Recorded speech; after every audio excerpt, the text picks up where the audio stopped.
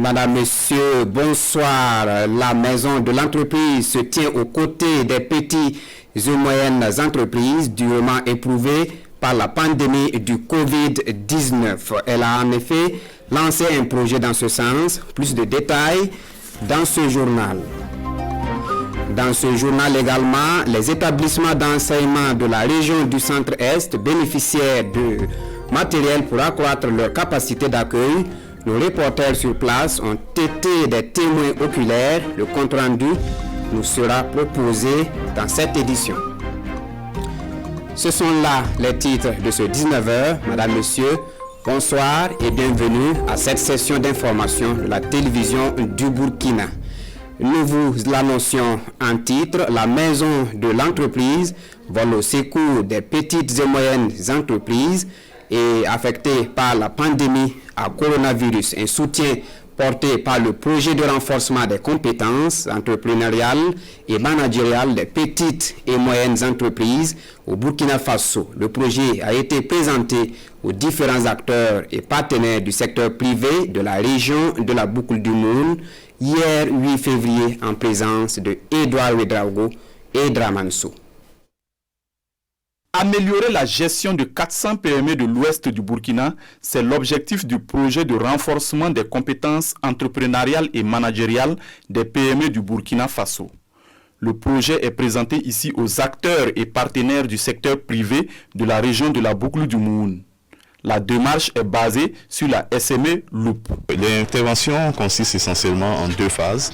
Dans une première phase, il s'agira donc de former, donc de renforcer les capacités des petites et moyennes entreprises. Et dans une seconde phase, donc de faire leur coaching, donc avec des business coachs qui seront également recrutés pour l'occasion. Ce projet est mis en œuvre par la maison de l'entreprise avec l'appui technique et financier de la GIZ et l'agence belge pour le développement Enabel. Une occasion de consolider les acquis afin d'aboutir à un secteur privé résilient et compétitif. Il y a déjà un appel à candidature qui a été lancé et qui prend fin bientôt, donc pour lequel les PME sont mis à compétition. Une fois que nous avons les PME donc, qui souhaitent, qui ont manifesté leur intérêt donc, pour participer au projet, nous allons mettre en place donc, un dispositif de sélection. Et on sait les difficultés dans lesquelles ces PME évoluent. Donc un projet qui vient pour renforcer leurs compétences, je pense que ce projet est la bienvenue. Donc c'est le lieu pour nous de demander à ces PME-là de s'approprier vraiment le projet parce qu'il vient pour leur apporter quelque chose qui puisse leur permettre de s'insérer vraiment dans l'économie du Burkina. En plus de la Boucle du Moun, les PME des Hauts-Bassins, des Cascades et du Sud-Ouest bénéficient de l'accompagnement de ce projet.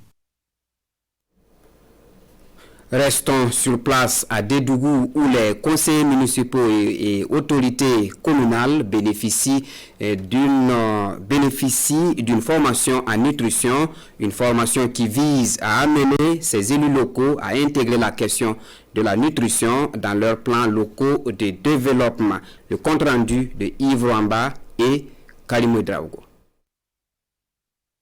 Ils sont venus des différentes localités de la commune de Dédougou. Eux, ce sont les conseillers municipaux. Ici, dans la cité de Bangui, ils bénéficient d'un renforcement des capacités en nutrition.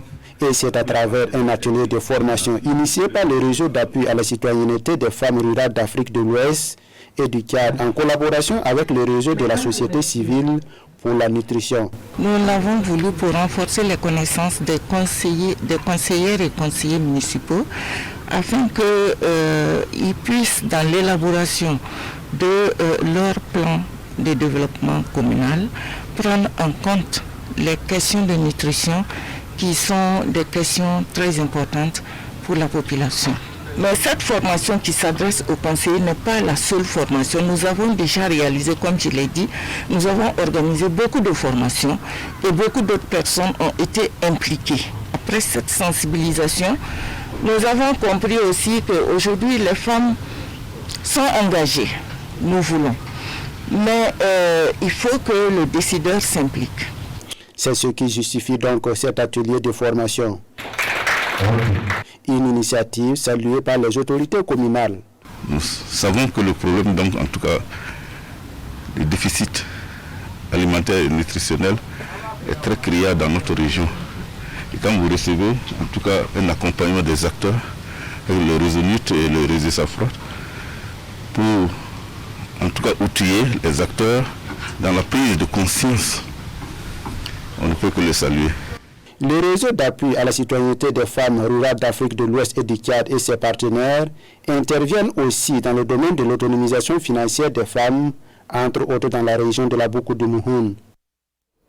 Bakary Barrow, un nom connu par bon nombre de Burkinabés, adepte des réseaux sociaux, influenceur sur ses plateformes virtuelles, il raconte son expérience de vie à ses followers et c'est à travers une rencontre dénommée Je Crash Bakary Barrow 2021, ici à Kanana. C'est la somme de 4 années d'échange qui se concrétise ici. Bakary Barrow, influenceur sur les réseaux sociaux, partage son expérience avec ses followers. Des échanges directs avec ces jeunes autour de plusieurs thématiques, l'entrepreneuriat, le leadership, l'incivisme et surtout le développement personnel. On a jugé qu'à un certain moment, il était important qu'on puisse se rencontrer et de discuter à bâton rompu pour pouvoir parler d'entrepreneuriat, comme je l'ai dit, de leadership et d'échanger ensemble pour voir, c'est-à-dire que qu'est-ce que nous pouvons, en quoi on peut se booster les uns et les autres pour nous positionner afin que nous aussi, nous puissions se positionner et aider ce pays-là à se développer au niveau de l'entrepreneuriat. Une initiative appréciée par ces jeunes, des jeunes qui se disent surtout galvanisés après ces échanges. Tout chemin est dur, c'est difficile en fait, il faut du courage, il faut la patience surtout, et puis disons le travail bien fait. En fait, donc cette initiative, en fait, on invite les jeunes à venir écouter certains repères que nous avons ici. Nous sommes boostés à l'intérieur de nous-mêmes, nous sommes galvanisés et nous voulons tout au fond de nous exploiter tout ce que nous avons de meilleur pour véritablement arriver au meilleur et pourquoi pas à les surpasser un jour. La jeunesse reste le fer de lance du développement d'un pays. Conviction de Bakary Barrow. Des jeunes qui doivent par conséquent développer leur esprit imaginatif et créatif pour relever tous les défis. Insiste donc Bakary Barrow. À Tinkodgo, c'est le conseil régional du Centre-Est qui vient en appui aux établissements primaires, secondaires et universitaires à travers des tables bancs d'une valeur estimée à 115 millions de francs CFA. Cette action vient renforcer les capacités d'accueil des structures éducatives de la région. Hassan Gebre, Kosun Koulibaly et Tanga Kafando. Par cette remise de table-banc, le Conseil régional du Centre-Est renforce les capacités d'accueil de l'Université de Tinkodgo, des écoles primaires et secondaires de la région. Selon le président du Conseil régional, ce don entre dans le cadre du plan régional de développement du Conseil. Nous recevons à tout moment des demandes de table-banc, demandes venant des différents directeurs régionaux, des lycées, même des écoles. Voilà. Donc, ce qui a amené le conseil régional à se pencher sur la question et à nous donner la possibilité de faire cette commande pour les établissements de la région du Centre-Est. Pour les bénéficiaires, ce geste constitue un ouf de soulagement et répond à un besoin sans cesse croissant d'établissements dans les établissements de la région. Dans chaque établissement, il en manque. Et comme vous le savez aussi, c'est un équipement qui se détériore avec le temps. Donc, quand vous arrivez dans certains établissements, vous allez voir des tablements cassés par-ci, par-là. Donc, il faut remplacer. Le besoin, ça se chiffre en centaines, en milliers. Au nombre de 2500, ces tablements ont coûté la somme de 115 millions de francs CFA et appel a été fait à toutes les bonnes volontés à emboîter le pas du Conseil régional pour venir en appui aux efforts du gouvernement. La solidarité agissante au profit des personnes déplacées internes se poursuit dans la région du Sahel. Le Rotary Club Ouagadougou Cristal a en effet remis des fournitures scolaires aux enfants de ces personnes vulnérables. La remise est intervenue le vendredi dernier en présence de Ibrahim Kagone et Lazare Sanou. Le Rotary Club Ouagadougou Cristal vient ainsi alléger la peine d'environ 200 élèves déplacés internes des écoles de la région du Sahel. Le Rotary entend ainsi mettre en œuvre son credo servir les couches les plus vulnérables. Et ces fournitures scolaires-là et ces sacs qu'on veut remettre aux enfants et aux élèves déplacés dans la région du Sahel. Et je crois que c'est en tout cas une première. C'est cet idéal-là aussi qui nous a guidés à se dire qu'on doit contribuer véritablement à la réponse humanitaire, notamment dans son volet éducation. Investir dans l'école, c'est préparer, comme on le dit, une nation prospère. L'apport de Rotary Club Ouagadougou Cristal vient ainsi soulager la peine des premières autorités de la région du Sahel en matière d'éducation scolaire. Je voudrais donc me féliciter que ce matin, cette équipe de Rotary soit venue de Ouagadougou avec les mains chargées de fournitures scolaires, de sacs scolaires, pour que nous puissions soutenir les personnes déplacées internes, dont les 2 tiers sont des enfants. Sur les 300 et quelques mille que nous avons au Sahel, les 2 tiers sont des enfants qui ne vont plus à l'école. Un sentiment de joie de constater qu'il y a des Burkinabés qui restent debout, qu'il y a des amis du Burkina qui restent debout, des amis de nos populations qui sont là pour nous soutenir. Et ensemble, on va avancer. Toutes ces fournitures ont été remises à l'initiative Rotary Club Ouagadougou avec l'accompagnement des partenaires au profit des élèves déplacés internes pour la rentrée scolaire 2020-2021. C'est peut-être le signe que le PMUB n'est pas seulement un jeu du hasard. Adjarata Sano gagne 2 fois au PMUB en moins d'1 mois. Cette parieuse, après avoir gagné plus de 23 millions de francs CFA en janvier, elle rebelote avec une carriante de plus de 17 millions de francs CFA le vendredi 5 février. Son chèque lui a été remis officiellement par les premiers responsables de la Loterie nationale burkinabé, zone ouest, Kassoum Milogo et Karim Sissé. 2021, une année de chance pour Adjarata Sano. Après avoir décroché 23 565 000 francs CFA le 22 janvier 2021, elle remporte 2 semaines après un autre gros lot de 17 123 000 francs CFA. Un chèque lui est remis ici par les premiers responsables de la nationale des jeux du hasard de l'Ouest. Madame Sano Adjarata, elle a joué sur le 4 du 26 janvier 2021. Elle est bénéficiaire de l'ordre. Il devait avoir un certain nombre d'ordres. Et elle fait partie des heureux gagnants. Ménagère de son état, Adjarata Sano compte réaliser un certain nombre de projets à tête reposée.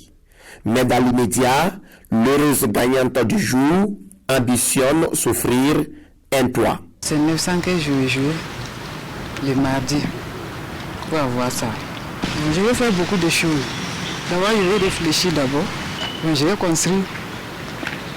Je vais chercher une parcelle pour construire ça d'abord. Les responsables de la direction régionale de la Lounabé Ouest invitent les parieurs à toujours croire au PMUB. La chance peut leur sourire à tout moment, comme à Adjarata Sano. Du côté de Koupela, la Lounabé fait également des heureux. Elle a remis des lots de 50 000 francs CFA à 20 lauréats, tous des participants au jeu des perdants des tickets de grattage. Hassan Gebre, Konsoun Koulibaly et Tanga Kafando, reportage. Après vérification de son identité par l'huissier de justice, Jérémy Balgoubri reçoit la somme de 50 000 francs CFA. Comme lui, ils sont 20 heureux gagnants du jeu concours spécial fin d'année de la Loterie nationale du Burkina dans la ville de Koupela à recevoir des bons d'achat d'une valeur de 50 000 francs à cette cérémonie. Et pour le directeur régional de la Lounabé de l'Est, ce jeu consistait à rassembler 10 tickets à grattage perdants et à se faire enregistrer dans une agence Lounabé contre un ticket de participation. En fait, les parents continuent toujours à nous faire confiance. Et nous aussi, nous sommes, comme je vous l'avais dit au départ, nous sommes une société responsable. Nous pensons quand même que ce que nous sommes en train de démontrer prouve quand même que nous pensons à la clientèle. Et nous demandons à la clientèle de continuer à nous faire confiance. Donc, comme on a toujours dit, les lots aux gagnants, les bénéfices au Faso. Les gagnants de Coupéla se réjouissent d'avoir eu cette nouvelle chance et invitent les autres parieurs à faire confiance à la Lodabé. Je suis très content parce que la Lodabé fait beaucoup de choses intéressantes. On voit qu'elle fait des dons d'ambulance aux structures de santé. Donc les bénéfices profitent à tous. Après Coupéla, les gagnants de Tekodogo, Fada et Puitega recevront les jours à venir. Leur lot rassure le directeur régional de la Lodabé. Ainsi s'achève cette édition, mais l'information revient à 20h dans une présentation de Marguerite Douagneau. Pour ma part, je vous souhaite une très agréable soirée en compagnie des programmes de la télévision du Burkina. Bonsoir.